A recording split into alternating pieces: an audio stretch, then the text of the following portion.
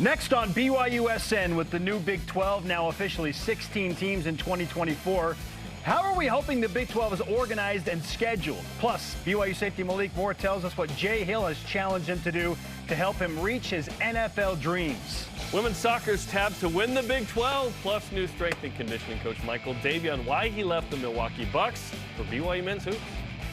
Welcome to BYU Sports Nation, presented by the BYU Store, official outfitter of BYU fans everywhere. It is Thursday, August 10th. I am Spencer Linton, alongside Jerem Jordan, who you look ready for photo day, just like BYU football was yesterday. BYU photo, took a bunch of pictures of the guys yesterday. They took like an outdoor photo of the whole team, which they haven't done in a couple years, I think, which was pretty cool. But Kalani Sitake had some real nice advice on what not to do on photo day from his experience. Don't ever trust somebody when they say play around and take a picture no one will ever see. So me as a fullback took a picture of the Heisman pose, and I regret every day I see someone wearing the shirt that people keep promoting and putting out there and selling, making money on my likeness. Well, Kalani just promoted it again. So that photo is out there, and I believe we have it, which is a really fun one. I don't know what year it was for him. But yeah, like, is that like freshman 94 Kalani? Is that 97 off his mission? I don't know exactly. Oh, 97, there you go. Okay, 1997. There you go. He's a sophomore off a Mish. Listen, BYU had just come off of a 14-1 season where they finished number 5 in the country. Everybody's feeling great. Everyone's feeling great. He's coming off a Mish, spiritual high. Boom! Feeling the Heisman. Yeah, that's a fun shirt. I love that. He told a fantastic story the other day to me about Lavelle Edwards in that era. And you brought up his freshman season in 1994. He's like, I was at Hawaii. I was ready for my first game. I was just, here comes the legend Lavelle into the locker room. And he says, men, grabs his keys. And he's like, oh, it's going to be some object lesson with the keys or something like that. And, kind of hesitates and looks at the crowd. And then he just kind of itches his ear with his keys. Puts his keys back in his pocket. And he's like, all right, let's give it everything we have today. Let's have a prayer and go play football. And he was like, that was it? Okay. And that team went 10-3, beating Oklahoma and Notre Dame. That was a really good BYU team. I thought that was so funny. He's just ready for the object lesson with all the keys. It's going to be all time. I just wanted to itch his ear. A key is not my first thing. I'm grabbing to itch my ear, by the way. That's funny. Oh, really funny stuff. And, let's get Kalani potentially a cut of those, the proceeds that go from the T-shirt. Listen, Royal Army can work that out, okay? That's true. That's true. The friends of Royal Army will figure that out. That said, all rise and shout. It's time for What's Trending. It's the Big 16. We're still called the 12. A wildly bipolar turn of events to reach 16 teams in 2024. Big 12 Conference, it's getting real. And let's get real. What's Trending, presented by Feastbox, donating 10% of every order to Full of Hope, a charitable organization that feeds hungry families. With the Big 12 now officially at 16 teams in 2024, logic would tell you that the conference is understandably considering either divisions or pods, however it's going to work out to determine a champion, to make it the most fair, the most equitable, and frankly, the most fun, the best product on the field. Yeah. Right? Athlon Sports Specific projected which divisions or what divisions may look like in a new 16-team Big 12 with 3 potential alignments. They went east-west, north-south, and then a 10-year success model to which they called balanced divisions. Now, Jerem, let's throw out just Athlon Sports, other than the fact that they kind of put out their model, and let's give the people our models. If you were in charge of building the Big 12's divisions. I am. They called me. It is up to me. Or otherwise, how would you do it? So I don't want divisions because I want diversity of games. Okay. I want BYU to be able to play everybody in the Big 12 often. So I don't want divisions per se. So you don't want the 8-team divisions where you play 7 games and then you get 2 from the other side every year. It's just not enough of the other teams. Okay. Although you could form a lot of competitive rivals quicker that way. I see that. But just for diversity of games and opponents and travel and whatnot, I would like there to be pods only. That is 4 groups of 4. So here's what I would do with it, and I'm going straight geography here. And this makes a lot of sense. Iowa State's kind of a tricky one here. Obviously, Utah, Arizona State, and BYU should be in one.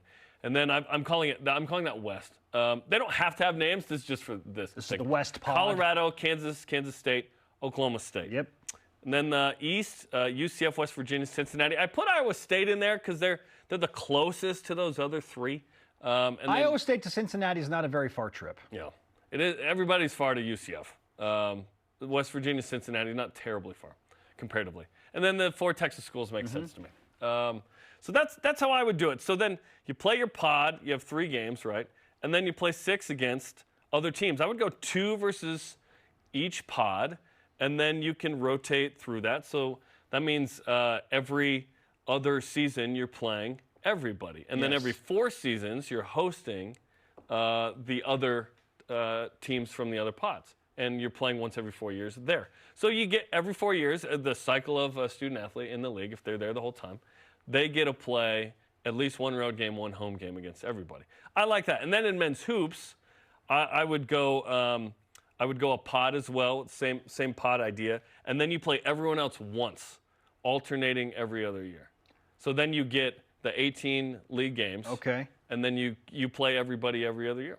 You play everybody every year, but you get them at home or away every other year. Yes. So you have some kind of balance, and among 18, everyone's getting out to everywhere. Now, they did not do that same thing in women's volleyball, by the way, where they play, I think it's 18 games. They did and you'll see this in men's basketball. You play 6 twice, and then you play 6 teams once. So they chose in this 23 season where it's 14, a unique look at it. I wonder what they're going to do. Again, I'm not predicting that the Big 12 will do this. This is what I would do. Yeah, it's what you want. If I was asked. And again, Brett Yormark asked me, this is what's happening. No, I wish. But I'm excited to see how it shakes out. But I value sort of playing more teams more often than let's just shovel everyone into 2 divisions and figure it out. If you don't have divisions, Spence, it is a little trickier to figure out the tiebreakers because you're going to have multiple teams with the same conference record who didn't play each other. Then is it just straight up whoever's ranked higher in the playoff committee's poll? What metrics are used for that? There's no net basketball equivalent in football that is recognized as sort of the sorting tool. So I'm not sure, but I'm not going to be too distraught, I don't think, over whatever they figure out. It's just exciting. I'm just straight up happy to be here, if you will, in the Big 12. Our pods are exactly the same. Nice. There may be a nuance here and there. Texas Tech is the closest school to BYU outside of the 3 newbies, or the 4 newbies, I should say, from the Pac-12. But before Colorado, Arizona State, and Utah came into play, Texas Tech was geographically the closest school to BYU. And so maybe there's something there. If they want to break up Texas, they could switch Oklahoma State and Texas Tech and I doubt do something like that. It's like they'd keep them together. Yeah, I don't know. I mean, Oklahoma State is without a rival now, so they're kind of able to just be wherever, move wherever, because they don't have to have that natural rivalry tie. Yeah. But our pods are exactly the same. Okay. Yeah. I mean, you gave them names. You called it the West, and the Plains, Texas, and then East. Yeah. I like the idea of BYU playing Utah and the Arizona schools every year. And then the cool thing about the pod is if you play 9 games, you're getting 2 from all of the other 3 pods. Okay? It's a very simple scheduling approach. So you want that approach. The 2 from the other 3. Okay, yeah. Yeah, so in the Plains pod, 1 year you're taking on Kansas and Kansas State, and then the next year in football, you're going to take on Oklahoma State and Colorado. Yeah. You're playing everybody at least every other year. And I really like that approach compared to if they went to true divisions. And for what it's worth, I would set it up as an East-West scenario. As opposed to North-South. I looked at the North-South thing, and I was like, oh, the North-South is kind of fun. You could draw that line, but then you've got West Virginia and BYU in the North, and it just feels weird. It's just so far away. Yes. It's weird. And that's inherent with conference expansion that you're just going to have some distance. Ask Stanford and Cal if they go to the ACC about that. I mean, so for USC, UCLA. I would opt for a West-East if they went to divisions. Okay. Again, this is option 2. We both want pods, but if they went divisions. Yeah, I agree with you. I'd rather keep some geography in play and give teams the capability to not travel as many miles. But so one Texas school in the Big 12 West. Yes, because Texas Tech, they're close to the Arizona schools, and they're relatively close to BYU because they are in West Texas. Yeah. The East Division, Baylor, Houston, TCU, the other 3 Texas teams. Oklahoma State gets in there, kind of flip-flopping with Texas Tech. And then you've naturally in the East, you've got Iowa State, Cincinnati, West Virginia, and Central Florida. That's how I would set up the East Division and the West Divisions to help with travel, help minimize some costs in that regard. I know it's a new age. Everyone charters flights. Like, it doesn't, but it takes a toll on the athlete if you've got to constantly travel across the country. Not in football as much. In the other sports. Because it's 6 trips. That's all you're taking. But in men's basketball and women's volleyball, where they're playing more games. Like women's soccer, they don't play as many games as you'd think. It's not like 31 or whatever. It's like tennis and swimming. That's where it can be tough. It can be tough. Baseball, there's a lot of travel. Sure. Yeah. So the divisions, I don't like it. I prefer the pods. And competitively, I think there will be balance. I don't think there will be imbalance like there has been in the Big Ten. In the SEC, there's been great balance, which, by the way, the SEC, if I read correctly, is going to blow up divisions here in like a year as well. Big Ten is going to run with divisions this year, and then they got to figure out what they're doing when USC, UCLA, Oregon, Washington come in. There are 18 schools. Like, how do you figure out tiebreakers? How do you figure out who the top 2 teams are if they're all tied? Like the Big 12 competitively, I don't know that there's going to be too many years like last year where the TCU was just the #1 team because undefeated, but Kansas State was on their heels, right? How do you figure out when there are 4 teams that are 9-3 who's playing for the Big 12 title and maybe 2 of them didn't play each other? Like, what do you do in that case? Ask the Pac-12 last year when Utah somehow, because of like 4 tiebreaker rules, found themselves back in the Pac-12 championship game. I mean, it was unbelievable how all of the things fell into place and the cards aligned. But that's the type of scenario you're talking about. Like, how do you figure that out? So I could see where, yes, we need divisions to just make that easier.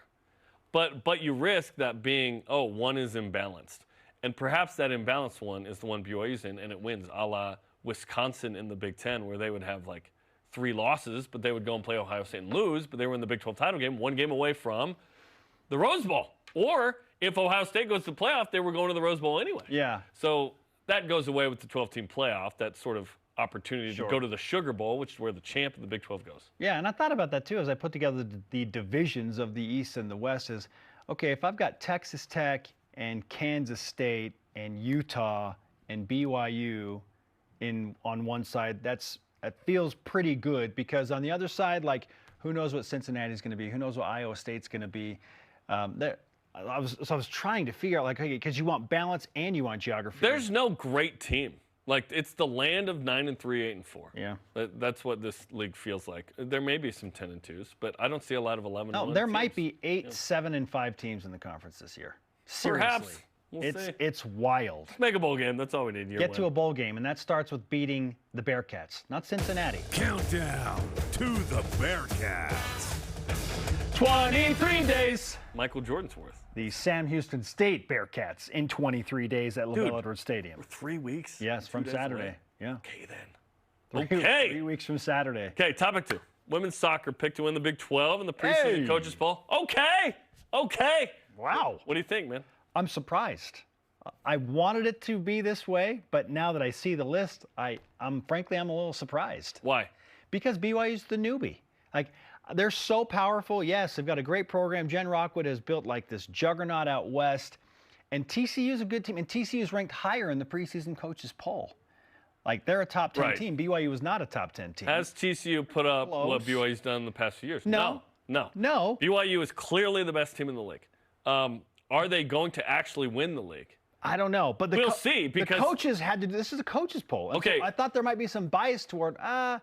We like TCU. We'll put BYU number 2, but the coaches have bought in on BYU. Okay, BYU's first by a point, by the way. Yeah, it's 156 points to 155 for TCU to 152 for Texas. So BYU was almost second or third. So the top 3 are really high up. This is an improved league. Granted, Santa Clara probably would be of a year or 2 ago, would be the second pick or even first in this league with BYU. So the WCC at the very top was very high. Pepperdine for a minute was very good with Lynn Williams, who was on the USA team. I agree with it, given what BYU returns, given what BYU did last year with the Sweet 16, the year before that, getting the national title game. They bring back a ton of that group that went to the College Cup. Yes, BYU should be the preseason pick. I'm actually surprised it was as close as it was. I thought BYU would be the preseason pick by a little more. Really? I think people get it. The coaches in that league aren't the media or the fans. See, I thought they understand what BYU is in soccer. Now, if the media were voting, I would have been more inclined to believe that BYU would be picked to finish first. There's not enough people that care about women's soccer like you and I. But the coaches, because there's just an innate bias.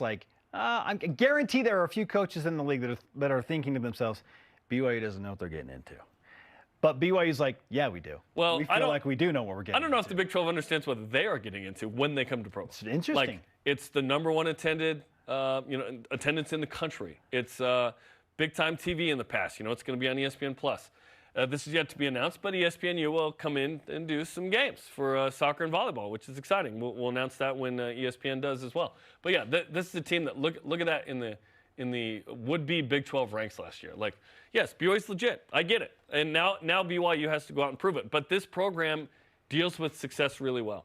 This program is more ready for success than football is. Like last year when football gets to number 12 and goes to Oregon, that was a really tough moment in the season, dealing with that success. BYU did not deal well with that. Well, they weren't healthy either. They weren't healthy, and in the end, they weren't actually meriting that. At the time, yes, it's all about it in the moment. It's not about, what your rank is based on how things are going at the moment. But women's soccer and women's volleyball know how to deal with success in a way and cross country, that some of the other sports need to learn to do a little better.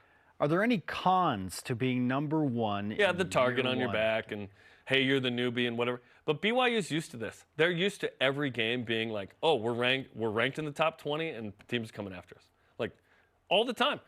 What does BYU do in its exhibition games, Spence? Last year they go to North Carolina. They're going to Rutgers today. They go to Rutgers, who was a 5 seed in the tourney last year. Got upset, by the way, to Brown. But, they challenged themselves in an amazing way. Can you imagine the exhibition for men's hoops being, we're going to Duke. Yeah. No, we play a team you haven't heard. That's how you do it in that sport. But women's soccer, man, they're ready for this.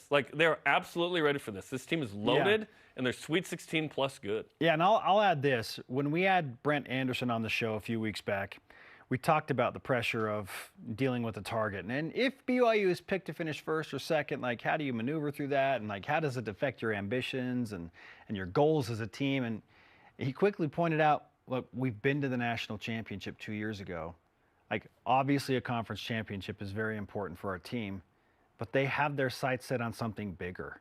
And so being picked to finish first in the Big 12, I'm sure is great for them and this validation, but I believe them when they say, we don't care. We want to get back to a College Cup. We want to go to the Final Four. They'd rather go to the Sweet 16 than win the Big 12, I think. We want to advance. If you can only have one. We want to advance in the tournament. We'd rather have an Elite Eight and take third in the league. Sure. Who cares? They would take an Elite Eight over a Big 12 championship all day, every day. Yes. Although they want both. Winning a Big 12 can give you a better seed, which gets you in a position to go. Put you in way better home field position. Totally. But if you're making only one, you take that run in the tourney. Yeah, fascinating stuff. Hey, BYU picked to win the conference in women's soccer. First team to be picked to win the league. Will they be the first Big 12 championship team? We'll see. Our question of the day. Back to the division and pod conversation and how things may be organized with a 16-team conference. This in light of Athlon Sports putting out something recently. And frankly, Jeremy and I have talked about this a lot, too, before the article from Athlon. You have probably written these down as well. Yes. Yeah. You have figured it out for yourself. How are you hoping the 16-team Big 12 is organized and scheduled in 2024? Whether that is divisions, pods, regions, east, west, north, south, you tell us. At SF Garrett says, if it's pods, then it should be like this. And he has everything color-coded. And I believe, Jerem, he agrees mostly with us, although he has Iowa State in the Plains pod and Oklahoma State with 3 Texas schools, but he has added Houston with UCF, West Virginia, and Cincinnati. It's going to be awkward for somebody because there's a lot of distance there no matter what. So you just kind of have to pick which team's going to be with the That's not a bad setup. East 3. I mean, Houston to Orlando is like a 2-hour flight. Yeah. I would think Iowa State to Cincinnati would be similarly close or closer. Very, very close. Maybe closer. So someone's got to be the homie with the other three. If they go pods. Who knows? They may not. They may go divisions, then it's not as big a deal. What's the flight from West Virginia and Cincinnati to Orlando? That's probably 2 hours. I mean, they're like essentially on the same line, the same parallel line, right? Yeah, like it can't be that far. So how are the winds? the easterlies. How do they affect this? How are they affected? Yeah, I don't know. Kevin Lunt on Instagram adds as Jerem looks up. It's 2:10, by the way, Cincinnati to Orlando. Great. That's not bad. An easy flight. That's not bad. It's like BYU going to Texas. Okay? Yeah. Anywhere in Texas. Yeah, we don't want to hear it now. Kevin Lunt on Instagram says East-West makes sense, but I was excited to join the Big 12 to play teams like Kansas State and Oklahoma State, not Arizona and Arizona State. True. Like, we've been building ourselves up to play more of them. BYU has a history with these teams, so you're right. It's not as exciting naturally. It's like it's not new. All the new stuff is just fun because it's new. Yes. Right? Yes. It continues. I'm still just excited to be eating at the big kids table, though. Yeah. That's a big deal at Thanksgiving when you move up a table. Hashtag. But then you're like, oh, I'm not that interested in this conversation. Like, I just want to go play with the cousins. It's true. You want the adult table to have a kid conversation. You're talking about Roth IRAs or whatever like this. Hashtag BYUS on X, Facebook, and Instagram. Oh, we're just moving there. At Further Review returns next week. Dave McCann, Blaine Fowler, David Nixon. Continue. Meet the players. Get to know the players like Hinckley Ropati, John Nelson, and others. What was his name? Nightmare Nelson. Nightmare Nelson. You can watch Tuesday, 7 Eastern on the BYUtv app. Up next, my one-on-one interview with BYU senior safety Malik Moore. How has his new defensive coordinator, Jay Hill, impacted this game and challenged him to make the NFL? This is BYUSN. BYU Sports Nation is sponsored by Feastbox Global Grill, a unique dining experience featuring Texas, Hawaiian, and Korean meats. Time to feast.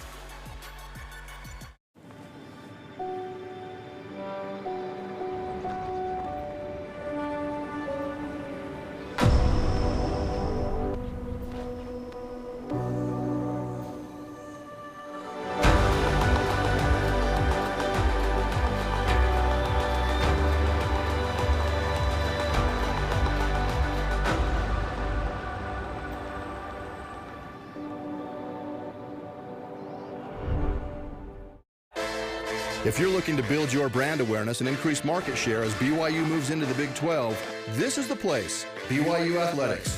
We can provide the tools you need to make sure your company is seen and heard. BYU Athletics is where you can align your products and services with loyal fans that cheer for our Cougars. And they can also help your business win. Learn more about what a partnership with BYU Athletics and your company will look like. After all, this is the place. Email sponsorship at byu.edu today.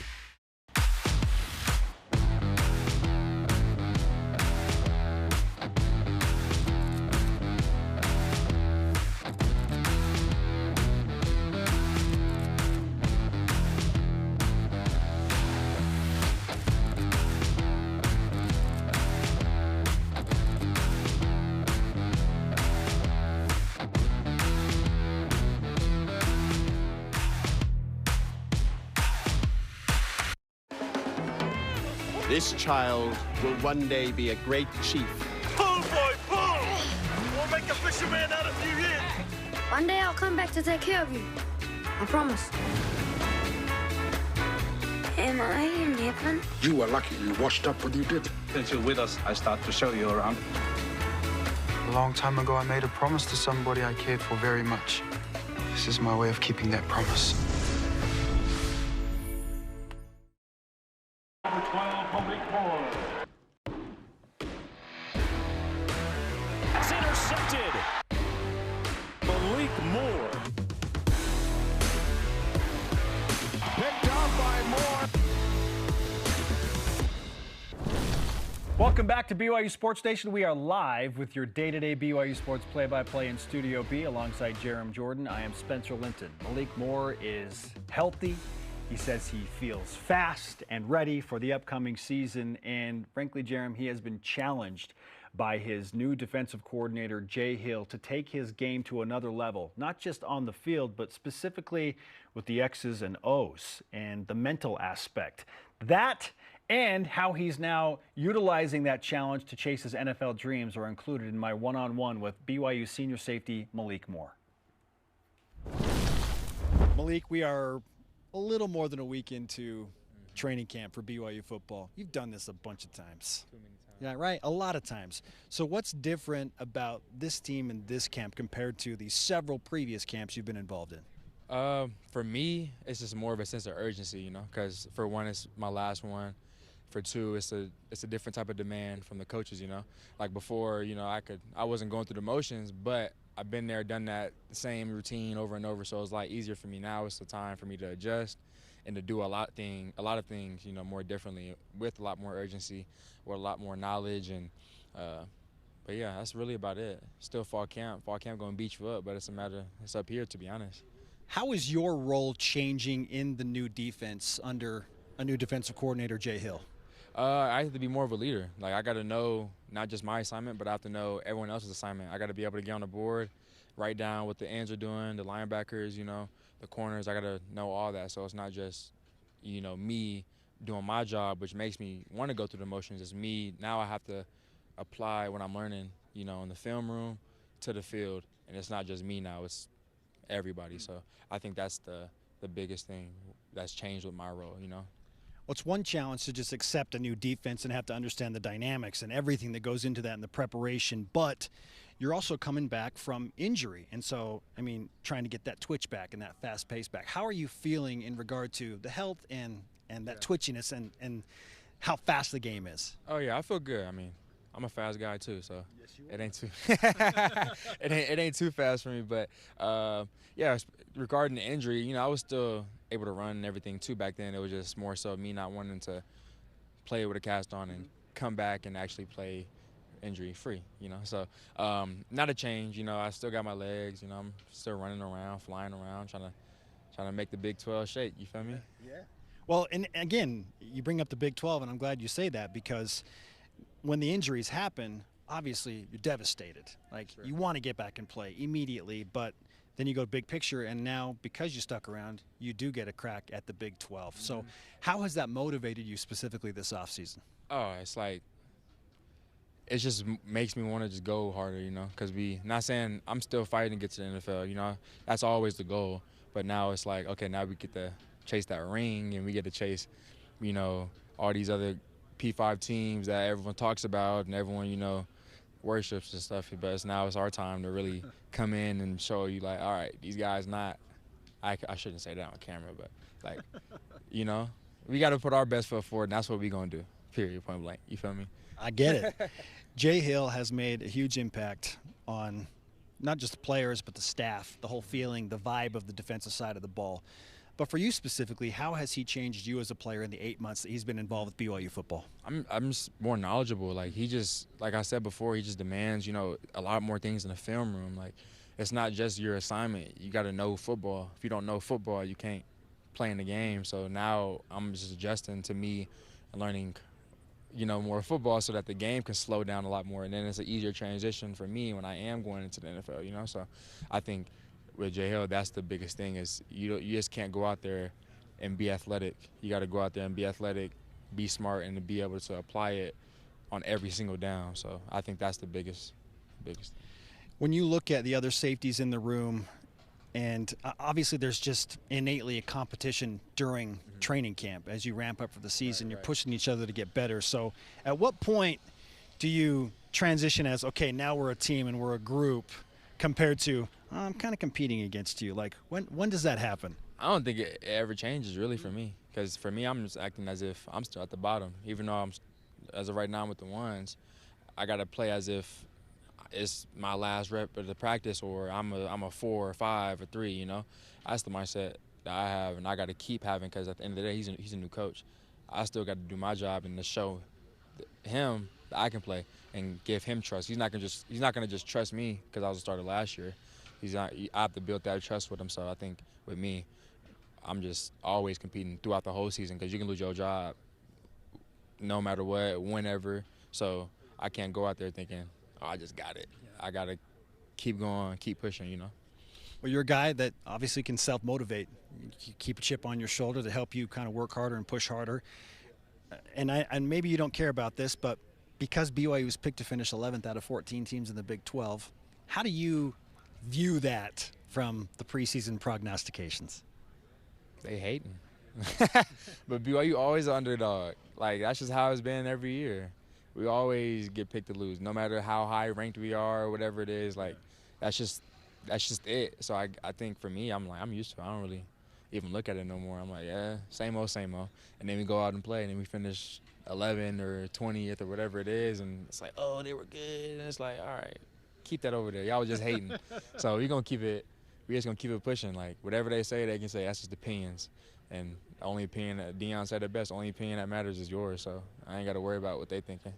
So. Malik, I'm getting some serious mature vibes from you, brother. like mature vibes, okay? I've been here for a minute, huh? I like this. But, you know, back in I'm not going to call them immature days, but younger years, you made a play for Wingstop, and it happened, right? So what can I do for you this year? Like, is there a restaurant that we need to like hook up with? Is there food you're craving right now? Maybe it's just BYU Creamery and the Cougar Tail Donuts. I don't know, man. What do you want? What I want? That's a good question. I mean, I said Five Guys in the interview too. So I mean, if y'all trying to throw that bag of fries at me, come on. It don't matter. So that's really shoot your shot, right? Hey, shoot or shoot. Yeah, you miss every shot you don't shoot. Malik, we appreciate the insight and the information, my friend. Great to talk to you as always. Smelling like no maple. All right, sorry. No more smelling like maple. Apparently, I smell like maple in this interview. Go eat, man. I'm hungry. We gone. I was standing right by you, and I could smell it as well. I don't know where it was coming from, but it smelled delicious. It smelled like a freshly baked batch of Cougar Tail Donuts. Literally, that's what it smelled like. Probably. Well, it smelled like maple syrup, but yeah, maybe it was the maple on the. Anyways, we should probably acknowledge this graphic. The safeties. Okay, yeah, Malik and Micah Harper look like starters, right? Ethan Slade and Taylor Offrey is the backups there. This is a group who's been here for a couple of years, and Malik broke his hand, redshirted last year after the 4 games. Mike got a lot of good experience there. Former corner, only freshman on that 2020 defense. So yeah, there's some talent there. Certainly the depth needs to be there as well. Should there be inevitably injuries, safeties get hurt. Like, they're up there in the box sometimes. They're roaming all over. They're making hits. They're creating havoc. Yeah. So hopefully that group can continue to deliver. So a few years back, at the time, it was, I believe, Elisa Tuiaki who said it. But he kind of said the safety position kind of needs to be like a superhero for BYU football, because they have to do a lot of things. And so, yes, I got my Captain America shaker bottle here because there you go. I feel like the safety position, I agree with Coach Tuiaki. Like, they're asked to do so much and be super versatile, especially in this BYU defense. Certainly with Coach Tuiaki's defense, because he had him doing a lot of different things. That's not going to change under Jay Hill. Like, the safeties are going to be asked to do a lot of different things, whether, you know, it's nickel and disguising things. And Malik said, like, in this defense, blitzing. We need to know everything. We truly need to be the quarterbacks of the defense. Yeah. So it's a lot to ask. Let's go. I think Malik's up for the challenge. Okay, Saturday, check out the number 13 BYU women's soccer team. They play Rutgers tonight, and then they come back home and play Idaho State in the final exhibition game. You can watch this one on BYUtv and ESPN+, 9 Eastern Saturday night. Hey, remember Jaron Hall? Yeah. And how he plays for the Minnesota Vikings? I do. Yeah. He's going to make his NFL preseason debut tonight. That's exciting. What are we expecting from Jaron Hall? We'll discuss next on BYU Sports Nation. BYU Sports Nation is presented by the BYU Store, official outfitter of BYU fans everywhere.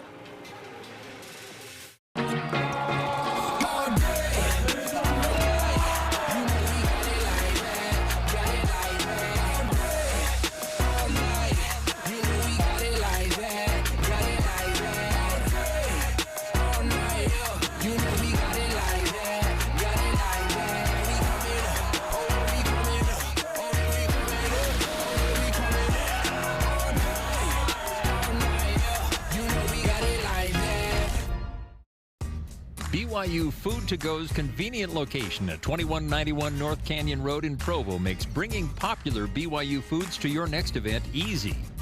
Everything's ready when you need it at the drive and load pickup. You drive in and they load no matter the weather. And stop in the on-site creamery for great BYU chocolate milk and ice cream. BYU Food to Go, bringing campus to your table. Call for details, 801-422-5001. Celebrate rewardflation at Mountain America. Get double rewards on every purchase with your Mountain America Rewards credit card to help with fuelflation, foodflation, and phytoflation. And on top of double rewards, every time you use your card, you'll be entered in Mountain America's smartphone giveaway. Details at macu.com/double. Double your rewards today. Utah is a special place. Our communities, the people, the history. There is no place quite like Utah. At Siegfried and Jensen, we're honored to say that we are from Utah.